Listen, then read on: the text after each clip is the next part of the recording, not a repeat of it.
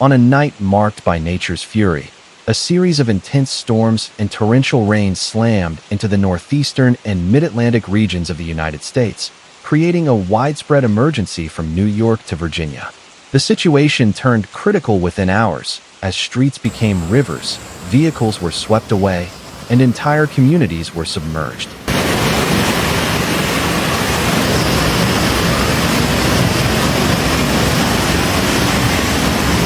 Authorities activated rescue protocols and issued urgent alerts as the relentless downpours showed no signs of letting up.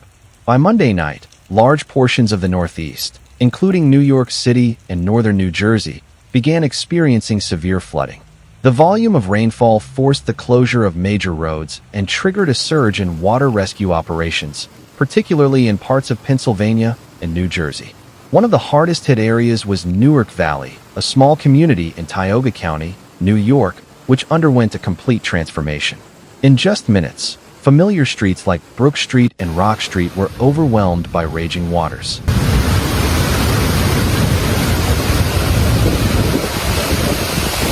The town's main street suffered structural damage and was blocked by debris. Social media videos revealed a haunting image of Main Street completely underwater.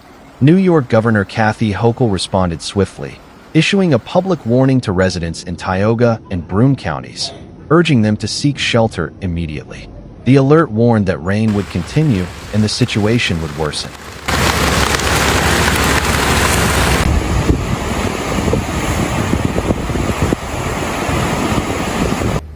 Soon after, the National Weather Service issued a flash flood warning, anticipating between 3 and 4.5 inches of rain, with rates reaching up to 2 inches per hour.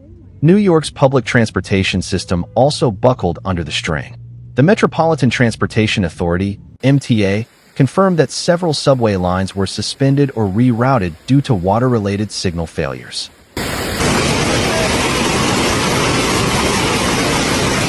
Service on the one train was halted between 96th and 168th Streets in Manhattan, while parts of the Staten Island Railway were shut down. The M and R trains were rerouted, and C and B trains skipped multiple stations. In New Jersey, the most striking images came from New Providence in Union County, where spokeswoman Kelly Martins confirmed that much of the county was underwater. In Muchin, a town in Middlesex County, the situation was just as dire. Local officials opened the high school as a shelter, while police rescued stranded drivers.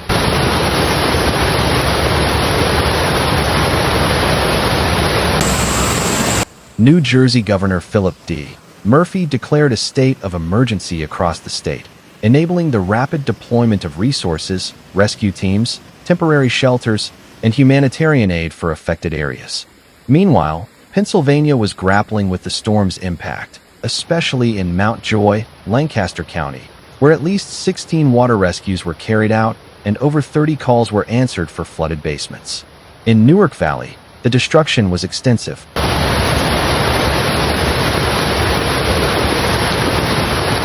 Water rose to parked vehicles along Chamberlain Road, and Davis Hollow Road was completely engulfed. Fire units from Glen Aubrey and Neptune Hose Company worked through the night on evacuations, road closures, and logistical support. Newark Valley High School was opened as a temporary shelter, and local churches like the Ego Church of the Nazarene and McKendree Church in Candor set up donation and relief centers. Road conditions worsened with the closure of State Route 38, particularly between Rock and Mill Streets, where no detour was available. New York 26 also saw major blockages near Pard Hill Road and Dunham Hill Road. Real-time traffic reports showed that many rural roads had either become impassable or were washed out completely. Further south in Virginia, severe flooding struck again. In Chesterfield County, a vehicle became trapped on Bottom Spring Road, although the occupants managed to escape before emergency services arrived. A nearby creek overflowed, impacting roads like Arch Road and Redbridge Road, which were closed pending inspection by the Virginia Department of Transportation. Meanwhile, the Weather Prediction Center explained that the primary cause of this disaster was the combination of a slow-moving storm system and a mass of hot, humid air, Meteorologist Joseph Wegman warned that the greatest concern was multiple storms repeatedly striking the same areas, saturating the ground and overwhelming drainage systems. Meteorological authorities issued flood warnings from North Carolina to New York, including Philadelphia, Washington, D.C., and Baltimore. In some areas, rainfall exceeded 5 inches, with more precipitation expected on Tuesday. Forecasts indicated the system would shift southward, increasing the flood threat for northern North Carolina, southern New Jersey, and parts of Delaware. Images emerging from Newark Valley illustrated the scale of devastation. Floating vehicles, streets wiped off the map, and residents being rescued from rooftops or trees. Those storms began early Monday in northeastern Pennsylvania and the Hudson Valley. The most destructive conditions arrived later that night. In Binghamton and surrounding areas, the situation was equally alarming. Russell Road, northeast of Newark Valley, recorded 5 inches of rain in just 3 hours. Several homes reported structural damage, especially those with basements that quickly filled with water and mud.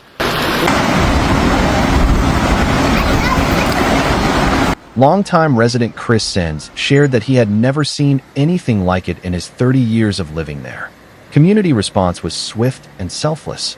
Dozens of volunteers joined municipal crews to distribute bottled water, food, and water pumps. State aid was also mobilized to provide hygiene supplies, clothing, and temporary shelter. The scale of the disaster has prompted authorities to fast-track flood mitigation projects in southern New York. Officials announced a $21 million investment over the coming months to improve drainage systems and reinforce road infrastructure. However, this event made it clear that climate change is making extreme weather more frequent and more intense. Amid the chaos, warnings like "turn around, don't drown" echoed from authorities as multiple drivers ignored road closures and found themselves trapped.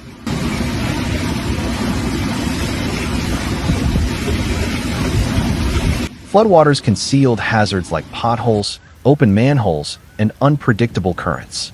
While some major roads reopened the next day, many secondary routes remained impassable. Emergency services continued surveying damage, conducting wellness checks, and assessing infrastructure stability. More storms were forecast, threatening to complicate recovery efforts further. The devastation also extended to areas like Route 7 and Brandywine Avenue, where all lanes were shut down and detours set up. Nanticoke Road in Maine was also closed due to flooding. Similar scenes played out across multiple towns facing the same destructive pattern of intense rainfall over already saturated terrain. With forecasts calling for a 30% to 70% chance of rain in the coming days and humidity levels above 90%, conditions remain dangerous.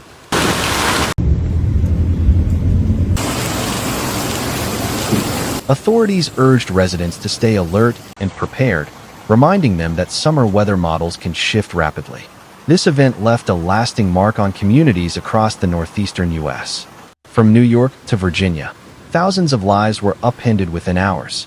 While many areas reported no casualties, the destruction of homes, emotional toll, and material losses left hundreds of families with the difficult task of rebuilding.